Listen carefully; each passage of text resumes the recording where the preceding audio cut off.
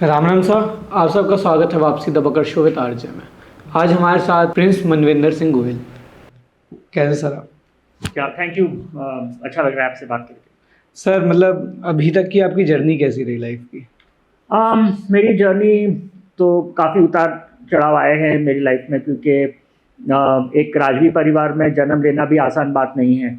और उसके बाद मेरी लैंगिकता को लेकर भी मुझे बहुत प्रश्न थे मेरे मेरे मन में कि क्या मैं सबसे अलग हूँ, क्या मैं अकेला ही हूँ एक व्यक्ति के जो जिसे पुरुष की तरफ आकर्षण है, क्या ये बीमारी है, क्या ये मानसिक रोग है। बहुत सारे प्रश्न मेरे मन में थे जब मैं बड़ा हो रहा था। तो बहुत मतलब चैलेंजेस थे लाइफ में। तो उन सब से पार करना एक कठिन रास्ता था। तो फिर भी हिम्मत करके और कर लिया पार।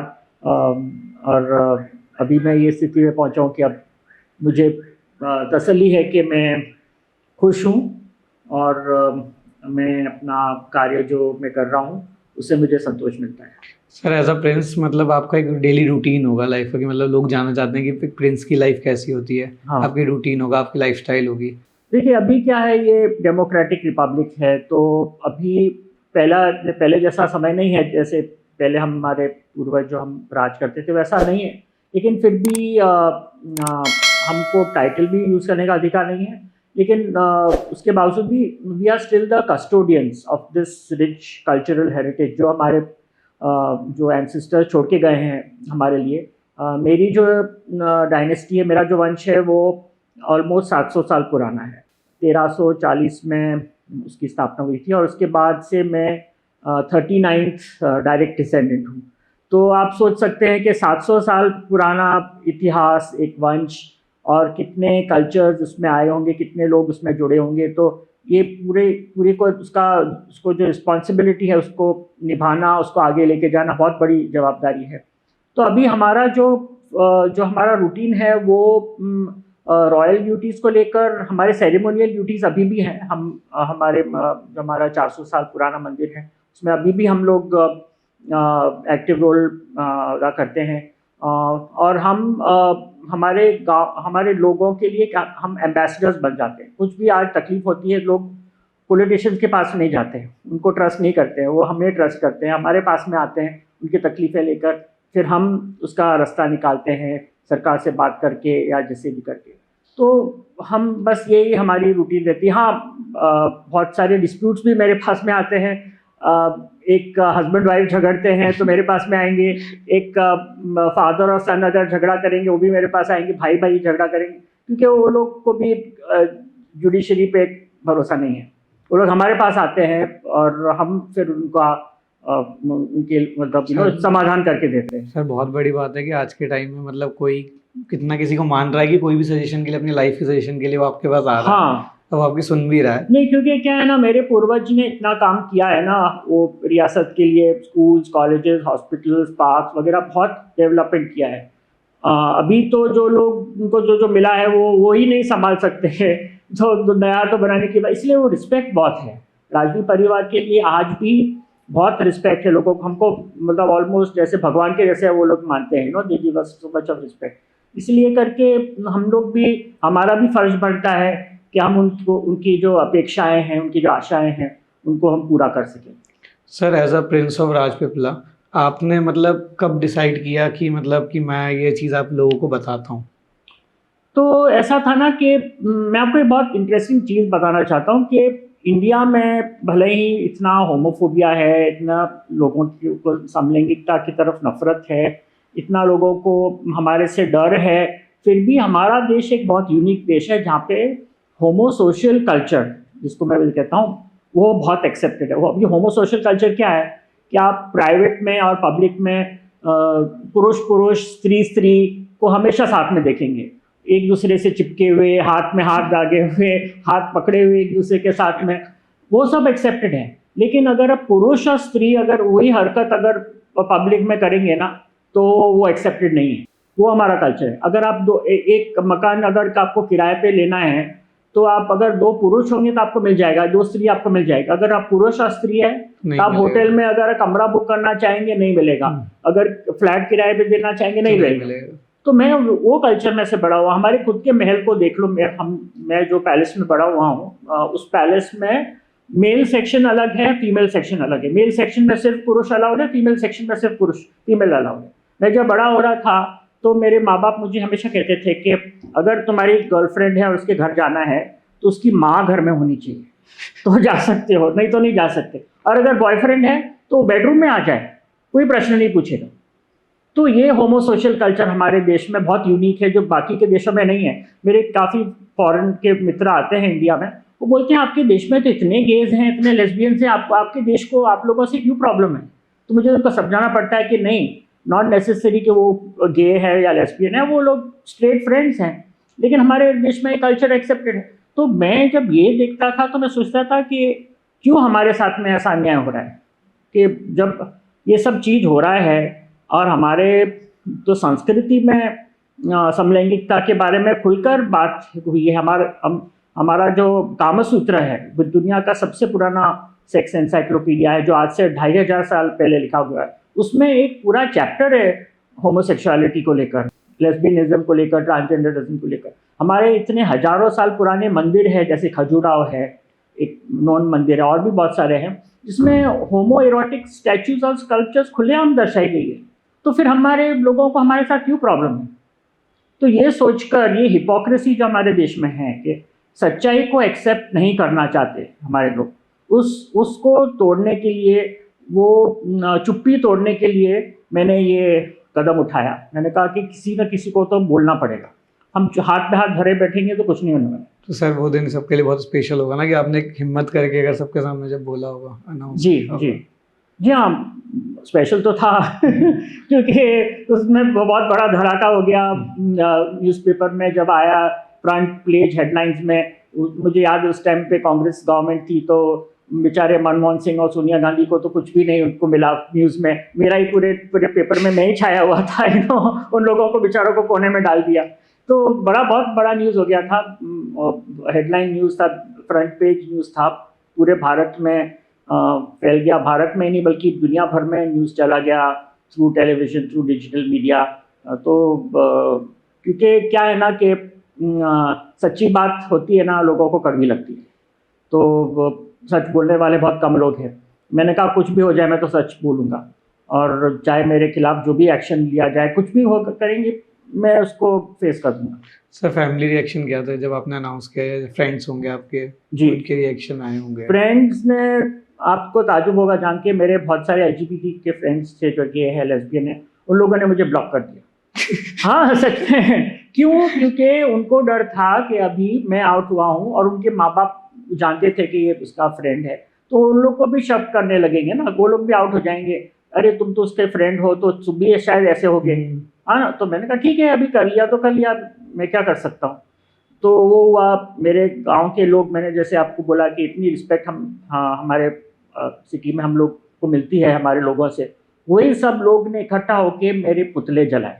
5000 की संख्या में लोग इकट्ठा हुए रोड पे, पुलिस को बुलानी पड़ी को उन लोगों को हटाने के लिए। तो मेरे पुतले जलाए, मुझे बहिष्कार किया, बोला कि इसको तो कोई अधिकार नहीं है यहाँ पे रहने का, उसकी टाइटल स्ट्रिप कर लेनी चाहिए, उसको एक्सकम्युनिकेट करना चाहिए, उसे सोशली बॉयकॉट कर लेना चाहिए, क्योंकि उसने सिर्फ राजवी परिवार के लिए नहीं, लेकिन भारतीय संस्कृति को एक चोट पहुँचाई। ये कहकर कि मेरे खुद के माँ बाप ने इश्तिहार निकाले अखबार में, जिसमें उन्होंने खुलेआम कहा कि हम हमारे इकलौते बेटे को अपने राज परिवार में से बेदखल कर रहे हैं और संपत्ति में से भी बेदखल कर रहे हैं, क्योंकि उसने ऐसा कार्य किया है जो समाज को स्वीकार नहीं है।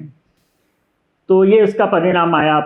मुझे डेथ थ्रेट्स मिलने लगे, मुझे मारने की धमकियां मिलने लगी लोगों से, क्योंकि मैं चुप नहीं बैठ रहा था, मतलब मैं बोले जा रहा था। और जैसे मैंने कहा ना कि लोगों को सच्चाई सुनने की आदत नहीं है ना, हम लोग झूठ की दुनिया में हैं। अगर मैं सच पे सच बोलता जाऊंगा तो एक दिन आखिर ऐसा आएगा कि लोगों को लगेगा नहीं, इसको तो कैसे भी करके ख़त्म करना है, और सबसे ईजिएस्ट वे क्या है, उसको मार डालो।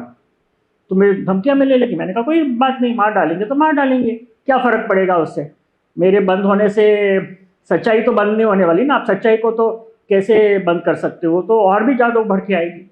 मैंने कहा मैं लड़ूंगा, और मैं सच्चाई की राह पे लड़ा, और उस सच्चाई की जीत हुई। सत्यमेव जयते, झूठे लोग की कभी जीत नहीं होती है, हमेशा सच्चे लोग की जीत होती है। तो मतलब आपकी फैमिली मतलब अब एक्सेप्ट कर चुकी है? बिल्कुल बिल्कुल नॉर्मल है सब? सब नॉर्मल है। जो लोग ने मेरे पुतले जलाए थे वो भी अभी मेरे फ्रेंड्स हो गए। जो माँ बाप ने मेरे को निकाला था अभी तो उससे भी ज़्यादा मुझे मिल गया है। जो जो उन्होंने मेरे जो बेदखल कर दिया था, जो भी किया था मेरे पिताजी ने, मुझे एक 15 एकड़ की ज़मीन, बहुत पुरानी ज़मीन 1920s में जो मेरे ग्रेट ग्रैंडफादर ने डेवलप की थी, वो मुझे दान में दी। और उसी ज़मीन में मैं आज एक LGBT आश्रम बना रहा हूँ, और वो आश्रम का नींव भी मेरे पिताजी ने रखा। तो आप सोच सकते हैं कितना बदलाव आया एक फादर में। जो क्योंकि क्या है ना, मैंने ये सब जब मेरे खिलाफ हो रहा था, मैं एक ही वाक्य बोलता था, मैं कि उन लोगों को दोषी नहीं ठहराता हूँ, उनकी अज्ञानता को दोषी ठहराता हूँ। और मेरा फर्ज बनता है कि मैं इन लोगों को उस अज्ञानता से दूर करूं और उनको सच्चा ज्ञान दूं, सच्चाई बताऊं, और फिर वही लोग हैं जो मेरे अगेंस्ट में गए हैं, वो लोग ही मुझे स्वीकार करें।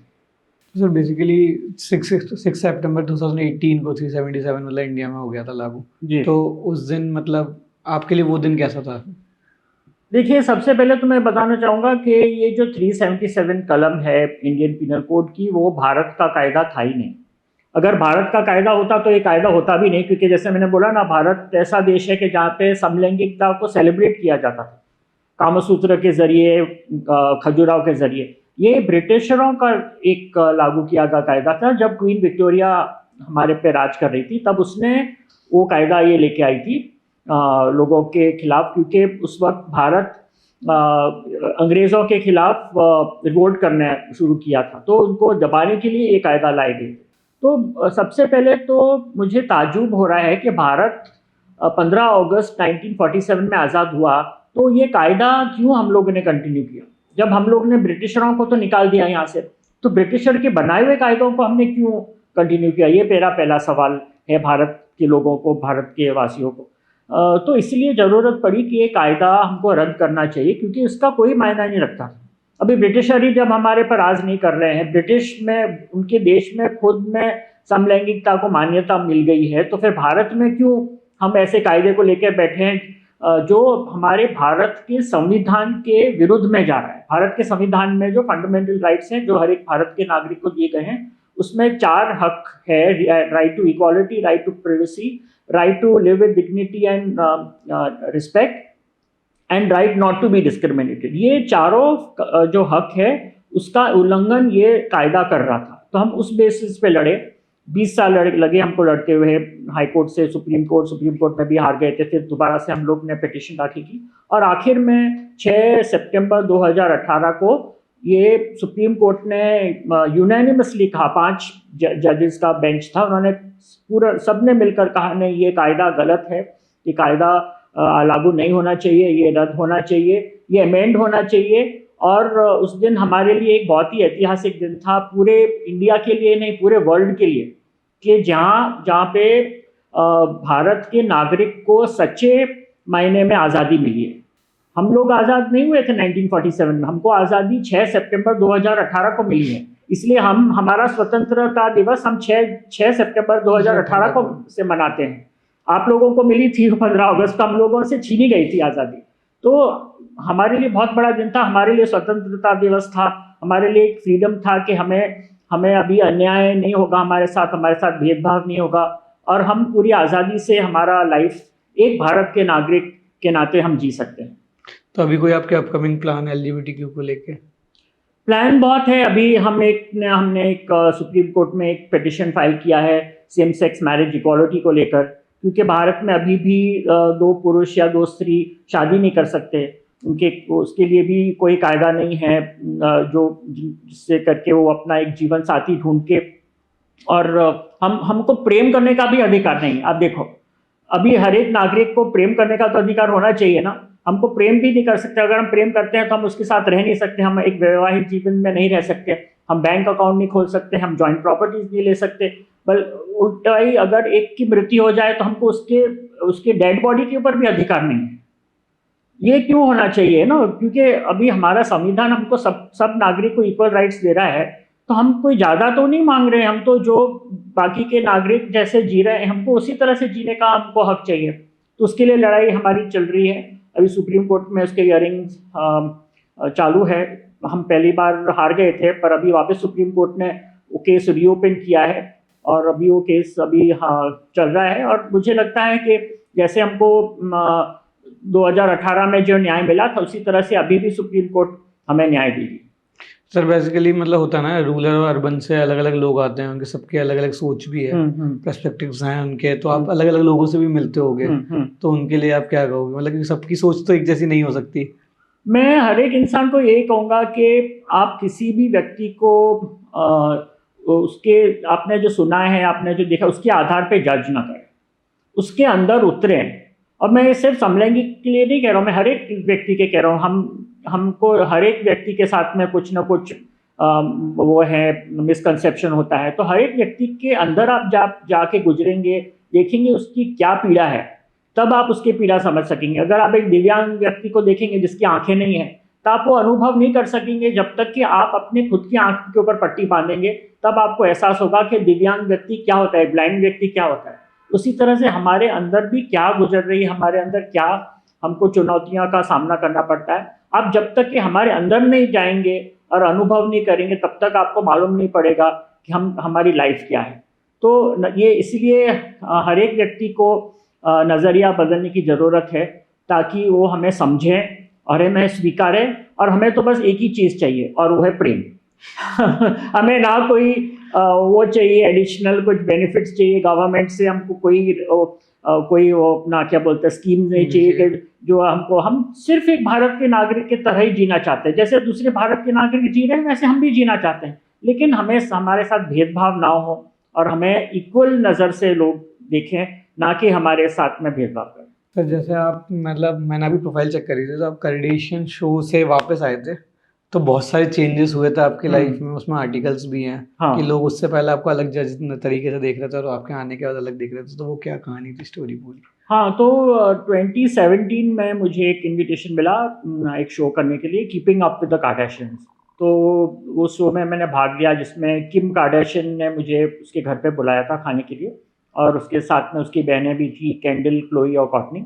हम लोगों ने 4 महीने मिलकर बहुत सारी बातें की इंडिया के लेकर, इंडिया में के समलैंगिकता के मुद्दों को लेकर, और काफ़ी पॉजिटिवली बातचीत हुई। किम ने बहुत पॉजिटिवली मतलब होमोसेक्सुअलिटी के बारे में कहा, बल्कि उनके पिताजी की भी बात हुई, जिन्होंने सेक्स चेंज करके वो स्त्री बन गई थी। ब्रूस उनके पिताजी थे, और फिर वो केटलिन बन गए थे। तो और फिर मैं किम की मदर को भी मिला, क्रिस जेनर को भी। तो क्रिस जेनर के साथ भी यही बातचीत हुई। मतलब क्रिस जेनर ने भी एक पुरुष को शादी की थी, कि सब सोच के कि वो पुरुष है, और फिर वो स्त्री में उसने परिवर्तन कर दिया, तो उसको लेकर भी बात हुई। तो वो शो यूथ पॉपुलेशन में बहुत ही पॉपुलर है। मुझे उस वक्त ऐसा एहसास हुआ। उस वक्त सिर्फ वर्ल्ड में नहीं, लेकिन भारत में भी वो शो बहुत पॉपुलर है। तो जब मैं शो करने गया, उसके पहले मेरे जो कज़न्स हैं, जो यंग जनरेशन है, जो और भी लोग हैं, वो मुझे बहुत ऐसा अलग नज़रिए से देखते थे। वो मुझे छूते भी नहीं थे, वो सोचते थे कि शायद छूने से हम गे हो जाएंगे, ऐसा उनका सोच था। तो और मुझे बुलाते नहीं थे, मेरे से बराबर बात नहीं करेंगे, मेरे साथ अच्छा मतलब बर्ताव नहीं करेंगे। तो मैं जब शो करके आया, तो बिल्कुल मुझे पूरे समाज में बदलाव लगा, खास करके युवान वर्ग में। वो लोग आए मेरे पास में, बोला कि sir can we have a selfie with you. मैंने कहा सेल्फी मेरे साथ में? लेकिन मैं तो एक क्रिमिनल हूँ ना, मतलब मैंने ऐसे ही बोला। तो बोला नहीं नहीं नहीं, आप क्रिमिनल नहीं, आप तो एंजल हैं। मैंने कहा अरे वाह, एक किम कार्डाशियन का शो क्या कर दिया, मैं क्रिमिनल से एंजल बन गया, तो इतना मतलब बदलाव आया लोगों के मन में, क्योंकि किम ने बोल दिया। और किम के तो काफ़ी आशिक है ना इंडिया में, किम के आशिक है, कैंडल, क्लोई, कॉर्टनी, सबके आशिक अलग अलग है लोगों के मन में। तो पर मेरा सवाल ये है कि क्यों हमें किम कैंडल जैसे लोगों की ज़रूरत पड़ती है भारत के नज़रिए को बदलने की? क्यों हम नहीं हमारे संस्कृति पे झांक के देख सकते हैं कि ये सब हमारी संस्कृति में था? हमको एक फॉरेनर की आने की ज़रूरत नहीं है कि हमें हमारे भारतवासियों को समझाए कि हमारा कल्चर क्या है। अगर हम भारतवासी हैं, तो हमें हमारी संस्कृति पे गर्व होना चाहिए कि हम भारतीय उस संस्कृति से में आ रहे हैं। क्यों किम जरूरत है कि किम कार्डाशियन को या किसी को बुलाकर ये बताना पड़े इंडियंस को कि नहीं समलैंगिकता क्या है? है ना? तो वही मेरे मन में आया। लेकिन खैर कोई बात नहीं, बदलाव आया लोगों में। अभी भी जब मैं स्कूल में कॉलेज में लेक्चर देने जाता हूँ और वो लोग मेरा इंट्रोडक्शन सुनाते हैं तो लोग आते हैं मेरे पास में सेल्फी लेने के लिए वगैरह वगैरह, क्योंकि उन लोग को लगता है अरे मैं एक जगह पे पहुंच गया जहाँ पे वो लोग कहीं जा नहीं सकते। तो ऐसे लोगों से प्रभाव जरूर से पड़ता है और बदलाव भी आ सकता है समाज में। सर जैसे आपका एक ट्रस्ट है लक्ष्य करके, फाउंडेशन मतलब वो क्या करता है बेसिकली, और उससे कितने लोग जुड़े हुए हैं? देखिए, लक्ष्य ट्रस्ट मैंने शुरू किया था आज से 24 साल पहले सन 2000 में, और उसका हेतु था कि एक ऐसा प्लेटफॉर्म क्रिएट करना चाहिए, ऐसा मंच होना चाहिए जहाँ के सब LGBT समुदाय के लोग आएँ और अपनी जो मुश्किलियाँ हैं, जो प्रॉब्लम्स है, उसके बारे में बातचीत करें और उसका रेजोल्यूशन लेके आए। और हमारे लिए बहुत अच्छी बात ये हुई कि गुजरात सरकार ने हमको शुरुआत से ही हमारे साथ जोड़ने का फैसला किया। उन्होंने हमको पार्टनरशिप किया हमारे साथ में, हम उनके साथ में कॉन्ट्रैक्ट कर रहे हैं HIV एड्स को लेकर समलैंगिक समुदाय में और ट्रांसजेंडर समुदाय में। पिछले 23 साल से गुजरात गवर्नमेंट हमको अभी भी सरकार दे रही है, फंड्स दे रही है। और उस समय तो खैर हम लोग क्रिमिनल थे, फिर भी सरकार हमें एक्सेप्ट कर रही थी, तो बहुत अच्छी बात थी कि मतलब we were getting government support. और अभी तो हम लोग बहुत सारे और प्रोजेक्ट्स कर रहे हैं। हम लोग मानसिक स्वास्थ्य पे काम कर रहे हैं, हम लोग वृद्धावस्था के ऊपर काम कर रहे हैं LGBT में। हमने नया प्रोजेक्ट शुरू किया है जहाँ पे हम भारत का पहला ट्रांसजेंडर शेल्टर होम बनाया है, जिसका इनॉग्रेशन भी मिनिस्टर ने किया है। Minister of social justice empowerment Thaawarchand Gehlot ji थे गवर्नमेंट ऑफ इंडिया के, उनके हाथों से इसका इनॉग्रेशन हुआ, जहाँ पे हम लोग ट्रांसजेंडर्स को रहने की सुविधा, खाने की सुविधा देते हैं, उनको ट्रेन करते हैं और उनको जॉब्स लगाते हैं कॉरपोरेट्स में, कंपनीज में, पेट्रोल पंप्स में, रेस्टोरेंट्स, होटल्स वगैरह वगैरह में।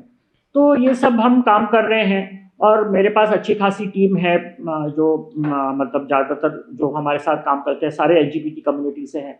तो गवर्नमेंट को भी हमारे ऊपर गर्व है कि हम बहुत अच्छा काम कर रहे हैं। और तो ऐसे हमारा अच्छा चल रहा है, हमको अवार्ड्स भी काफ़ी मिले हैं, state level, national level, international level भी। तो मुझे लगता है कि ऐसी संस्थाओं के द्वारा काफ़ी मेन स्ट्रीमिंग हो सकता है, काफ़ी मुद्दों के ऊपर एजुकेशन अवेयरनेस के कार्यक्रम हो सकते हैं जो हम लोग एजुकेशन इंस्टीट्यूशंस में लेके जाते हैं, मीडिया में लेके जाते हैं, गवर्नमेंट के साथ काम करते हैं और लोगों को जो भी मिसकंसेप्शंस हैं वो हम बदलने की कोशिश करते हैं और उनका नज़रिया भी बदलते हैं। Sir there was a meme कि ना बिफोर 2000 मतलब हम अगर सोशल अकाउंट बनाते थे तो उसमें मेल फीमेल आता था, फिर एक टाइम के बाद मेल फीमेल अदर हुआ। अगर हम आज के वक्त में अकाउंट बनाते हैं तो male female 18 other segments and फिर अदर का ऑप्शन आता है। तो पब्लिक तो आज भी सर मीम्स तो बना रही है। तो वही है कि अपग्रेडेशन तो सर धीरे धीरे ही आएगा, बदलाव भी बिल्कुल धीरे धीरे आएगा। बदलाव आ रहा है। मैं देख रहा हूँ कि मैंने जो सैक्रिफाइस किया 2006 में वो वेस्ट नहीं जाएगा, उसका जरूर से फायदा हो रहा है, बदलाव आ रहा है, धीरे धीरे आ रहा है, लेकिन बदलाव आएगा, जरूर आएगा। और मुझे तो उम्मीद है क्योंकि हमारे यंग जनरेशन जो है वो बहुत समझदार है, वो बहुत हमारे बारे में जानना चाहते हैं। मुझे बहुत सारे इन्विटेशन मिलते हैं, स्कूल्स कॉलेजेस से बुलाते हैं मुझे लेक्चर्स देने के लिए, और अभी तक मैंने ऑलमोस्ट 18 टेड टॉक्स कर दिए और सारे टेड टॉक्स स्टूडेंट ड्रिवन है। जो स्टूडेंट्स हैं वो खुद डिसाइड करते हैं कि हमें ये गेस्ट को बुलाना है नहीं। हाँ, और मेरे हर टॉपिक समलैंगिकता को लेकर है, मैं सिर्फ LGBT के मुद्दों पे ही बात करता हूँ। तो अभी स्कूल्स भी बुला रही है मुझे, मैंने 18 में से 2 स्कूल्स की है और 16 कॉलेजेस की है। तो सर अभी सर डेली रूटीन में जैसे आपके NGOs मतलब जो ट्रस्टी हैं उनके ऑफिस अलग अलग जगह हैं, तो आप मतलब अपने स्टेट भी जाते होगे, राजपीपला आप जाते होगे, तो वो जैसे दरबार लगता है तो आज भी लगता है? दरबार लगता है, लेकिन अभी दरबार में जैसे बोला ना कि लोग अपने डिस्प्यूट्स लेके आते हैं, बल्कि अभी ऐसा भी हो रहा है कि गवर्नमेंट के पास में कोई भी रिकॉर्ड्स नहीं है, कोई भी डॉक्यूमेंट्स, लैंड के डॉक्यूमेंट्स नहीं है, सब हमारे पास में, क्योंकि हमारी गवर्नमेंट थी ना पहले। तो लोग अपने कोर्ट केसेस भी लेके आते हैं मेरे पास और बोलते हैं कि भाई हमारा ये केस चल रहा है गवर्नमेंट के साथ में, आपके पास में कुछ पुरावा है तो हमको बताओ, और हमारे पास मिलता है और उसके बेसिस पे वो लोग कोर्ट केस जीत भी जाते हैं। तो मेरा दरबार अभी ये काम कर रहा है। मैं उसके अलावा और भी और काम कर रहा हूँ। मैं हमारा ट्राइबल बेल्ट है, हम ट्राइबल एम्पावरमेंट के लिए भी मैं काम कर रहा हूँ। मैं वुमेन एम्पावरमेंट के लिए भी काम कर रहा हूँ, उनको डोमेस्टिक वायलेंस से बचाने के लिए, उनके लीगल राइट्स के लिए भी काम कर रहा हूँ, एनिमल राइट्स पे भी काम कर रहा हूँ। तो बहुत सारा काम है। मैं हर एक वैसे लोगों के साथ काम करता हूँ जिनको सामाजिक रूप से अन्याय मिला है और उन्हें कैसे हम लोग एम्पावर कर सकते हैं, वैसे हर एक लोगों के साथ काम करता हूँ। सर कभी मतलब ये पूरे पीरियड में मतलब आपके रनिंग लाइफ और स्टेटस में कोई ऐसा फनी मोमेंट हुआ जो एक्सप्रेस करना चाहोगे? फनी मोमेंट तो मेरी लाइफ में हमेशा से हो रहा है और होता जाए रहेगा, मुझे लगता है। एक फनी मोमेंट मैं ज़रूर से शेयर करना चाहूँगा। 2009 में दिल्ली हाई कोर्ट का जजमेंट हम जीत गए थे और उसके बाद में जो लोग हमारे खिलाफ थे, उन्होंने तो हार मान ली भारत सरकार ने, लेकिन जो भारत के जो रिलीजियस लीडर्स थे, धार्मिक गुरु थे, वो सब इकट्ठा हो गए। पहली बार भारत के इतिहास में हुआ कि जितने भी भारत के धर्म गुरु हैं, चाहे वो हिंदू हो, मुसलमान हो, सिख, ईसाई, ये वो, और उसमें भी सब जात जात के अंदर भी जितने भी हैं, वो सारे के सारे एक हो गए हमारे खिलाफ। पहली बार ऐसा वर्ल्ड में, मतलब इंडिया में हुआ है। हाँ, क्योंकि वो लोग को हम नहीं चाहते थे कि हमारी जीत होगी। उनमें से एक बहुत प्रख्यात नाम मैं लेना चाहूँगा, बाबा रामदेव। वो भी मेरे खिलाफ हो गए और उन्होंने तो खुला ऐलान किया कि नहीं, ये तो मानसिक वो है, बीमारी है और इसका तो इलाज हो सकता है। और मुझे तो सिर्फ 3 महीने की आप मोहलत दो, मैं इन लोगों को ठीक कर सकता हूँ, मेरे आश्रम में आना पड़ेगा। तो मैंने स्वीकार किया। मैंने कहा चलो ठीक है, मेरी तो आदत है कि ना, कोई मेरी चुनौती देगा तो मैं जरूर से स्वीकारूंगा कि मुझे तो सच्चाई मालूम है ना।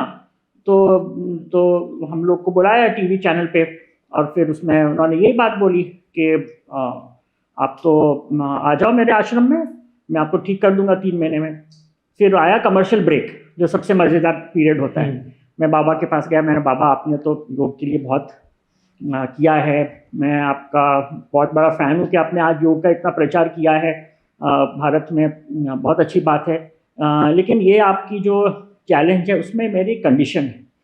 आप 3 महीने का समय मांग रहे हैं ना, मैं आपको 5 महीने देने को तैयार हूँ।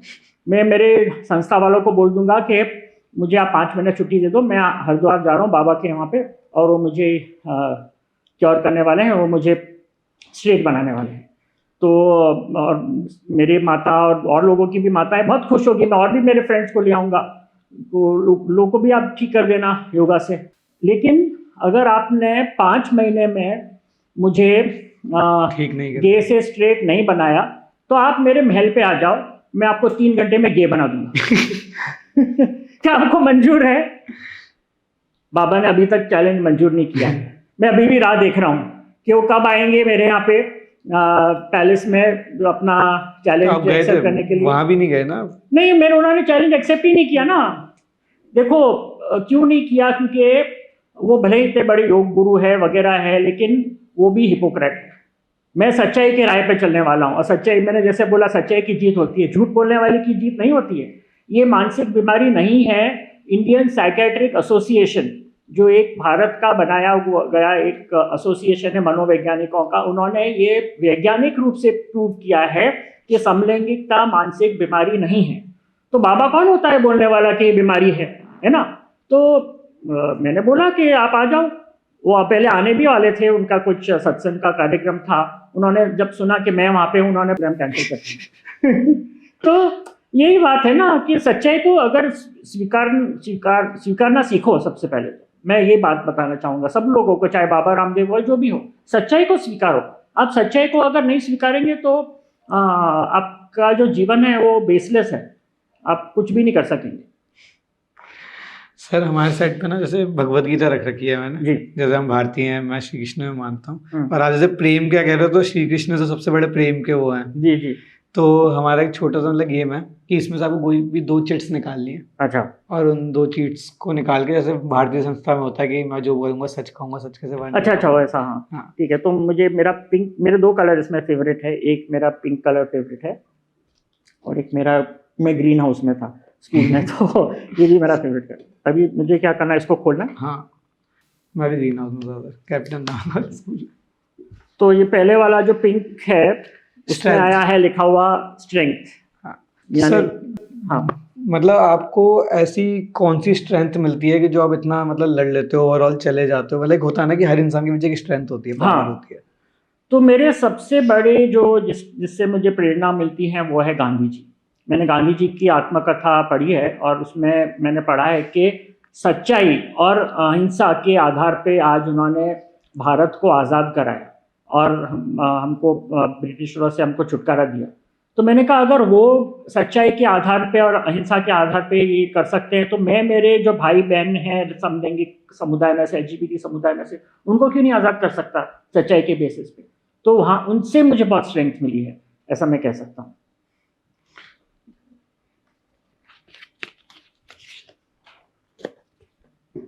वीकनेस, हाँ, आपकी सबसे बड़ी कमजोरी क्या है? वीकनेस मेरी ये है कि मैं बहुत ज़्यादा अवेलेबल हूँ लोगों के लिए। लोग मुझे कहते हैं कि नहीं आप तो प्रिंस है, आप तो सेलिब्रिटी है, वो है, आपको इतने आसानी से लोगों को अवेलेबल नहीं होना चाहिए, आपको भी आपका थोड़ा वो रखना चाहिए, ये मतलब कुछ एटीट्यूड रखना चाहिए, वो रखना चाहिए। मेरे कारण वो मेरे से नहीं होता है। वो मेरी वीकनेस है कि मैं लोगों तक पहुँचना चाहता हूँ। बल्कि आप मानेंगे नहीं, मैं कई बार वेश बदल के और थर्ड सेकंड क्लास में, ट्रेन में, बस में मुसाफरी करता हूँ लोगों के बारे में जानने के लिए कि वो क्या समझते हैं मेरे बारे में। वो मेरे परदादा भी करते थे, तो मैं वैसा करता हूँ और मुझे बहुत अच्छा लगता है। वो अंडर कवर, उसको अंडर कवर बोलते हैं। कई बार तो मुझे लोग जिमी के नाम से जानते हैं क्योंकि उनको मालूम नहीं कि मैं कौन हूँ। मैं लोगों को लेके जाता हूँ कहीं पे ऐसे घुमाने के लिए, तो मैं उनका ड्राइवर हूँ, मैं उनको घुमाने लेके जा रहा हूँ। लोग नहीं, मेरी असलियत नहीं जानते हैं। तो मेरी वो वीकनेस चेक हो या जो भी करो, I am very accessible, very available to people. जो मेरे जैसे लोग इतने मतलब इजीली अवेलेबल नहीं हो सकते, but you can call it a weakness और जो भी है, I don't know. Sir basically होता है ना कि बचपन से जैसे छोटे होते हैं तो स्कूल से ही कलर डिफरेंस कराना सिखाते हैं कि पिंक है तो लड़कियों का होगा, ब्लू है तो लड़कों का। सही है, हाँ। तो वो सर मैं बता रहा, मैंने मतलब चिट इसमें पिंक जो रखी थी ना, वो स्पेशली गर्ल्स के लिए रखी थी। हाँ। लेकिन मेनली जैसे कोई भी आता है, कभी कोई उठाता नहीं। आपने भी पिंक पहना है? हाँ नहीं सर, बेसिकली लेवेंडर है, मुझे लेवेंडर पसंद है। हाँ तो सर, हाँ मैंने तो ब्लू पहना है। अब सर वही है ना, कलर्स में भी इतनी शेड्स है कि हमें नहीं पता। सर मतलब जो लोग अभी भी बहुत लोग हैं कि जो सर छुपे हुए हैं, जो नहीं बता पा रहे लोगों को कि मतलब हम LGBTQ में हैं या हम गे हैं या कुछ भी है, तो लोग डरते हैं बोलने में। तो हम उनके लिए क्या बोलना चाहिए कि वो बाहर निकल के आए, कि वो सच बोलें? हाँ। कि वो अपने दोस्तों से डर रहे हैं, फैमिली से डर रहे हैं कि मार दिए जाएंगे या लोग उन्हें इज्जत नहीं देंगे? देखिए, सबसे पहले तो मैं ये कहूँगा कि अपने आप को स्वीकारो। सेल्फ एक्सेप्टेंस वो बहुत जरूरी है, क्योंकि अगर आप अपने आप को स्वीकारोगे नहीं तो आप में खुद में फोबिया बैठ जाएगा। एक वैज्ञानिक स्टडी हुआ था, एक यूनिवर्सिटी ने किया था, जिसमें ये पाया गया है कि अधिकतर होमोसेक्सुअलिटी, अधिकतर जो फोबिया है LGBT को लेकर, वो LGBT समुदाय में से ही आता है। क्योंकि हम खुद अपने आप को स्वीकारना नहीं चाहते, तो हम ये भी नहीं चाहते कि दूसरे लोग हमें स्वीकारें, है ना। तो इसलिए सेल्फ एक्सेप्टेंस बहुत जरूरी है। ये बिल्कुल नेचुरल और नॉर्मल है। जानवरों में भी होमोसेक्सुअलिटी पाई जाती है, तो इंसानों में तो है ही, और इसके पीछे कारण है। तो इसलिए ये नेचुरल है, नॉर्मल है। अपने आप को कभी भी गिल्टी नहीं महसूस करना चाहिए कि आप कुछ गलत कर रहे हैं, कि ये कोई बीमारी है, कि ये कोई रोग है या कोई मानसिक प्रॉब्लम है। ये बिल्कुल नेचुरल वस्तु है, इसे स्वीकारो। और अगर माँ बाप को या फैमिली मेम्बर को बताना चाहते हो तो सबसे पहले अपने आप को सशक्त बनाओ। Make your self socially and financially empowered and independent, वो बात जरूरी है। उसके बाद ही आप किसी को बोलेंगे। जैसे मैंने बोला ना, अभी हम होमोसोशल कल्चर में रहते हैं, किसको मालूम है कि व्यक्ति गे है? दो पुरुष और पुरुष, स्त्री और स्त्री तो आराम से रहते हैं ना। अभी समाज को कैसे मालूम कि ये लोग गे है, लेस्बियन है? वो जब बाहर आएगा व्यक्ति, तब बोलेगा, तब लोगों को मालूम पड़ेगा। मुंह पे तो लिखा नहीं कि व्यक्ति गे है या लेस्बियन है। तो पर वही है ना कि जब हम क्लोजेट में होते हैं, हमारे साथ कुछ प्रॉब्लम नहीं होता। हम जब बोलते हैं तब पहाड़ टूट पड़ता है, तब हमारे साथ में सब जात का भेदभाव होता है, ये होता है। तो वो नहीं होना चाहिए। और हमें भी लोग हमको स्वीकार करना चाहिए। हमारे पास भी लोगों को समझना चाहिए कि हम भी इंसान हैं, हमारी भी ज़रूरत है जैसे आपकी ज़रूरत है। तो हम भी बस उसी तरह से सब लोगों के साथ मिल मिलकर जीना चाहते हैं। तो ऐसे सर श्री कृष्ण ने भी कहा है कि कर्म करते रहो, फल की चिंता मत करो। कर्म डिसाइड करने वाला तो मैं हूँ कि सही है या गलत। जी जी, सही बात है। सर आपसे मिलके बहुत अच्छा लगा। ये हमारी तरफ से एक छोटा सा हैम्पर है, वाह, हमारी टीम की तरफ से। Very good, thank you so much, बहुत अच्छा है। बाकी सर आई विश कि आपने जितने कोर्ट केस किए आप जीते। वाह, वेरी नाइस। इसका मैं मतलब पूछ सकता हूँ, बक्कर का मतलब? सर एक्चुअली बचपन से, जैसे मैं मतलब मारवाड़ी हूँ, तो एक्चुअली बचपन से चलता है ना घर में कि बक बक कर रहा है, अच्छा करे, तो वही होता है ना कि बकर कर रहे हैं, मस्ती मजाक jokes about. Okay, very nice. तो मैं तो वैसा ही हूँ, मैं भी बक बक करने वाला हूँ। मुझे बक बक करने के सिवाय चैन नहीं पड़ता है। Very nice, thank you so much for this gift, and thanks for this opportunity. Okay, thank you so much.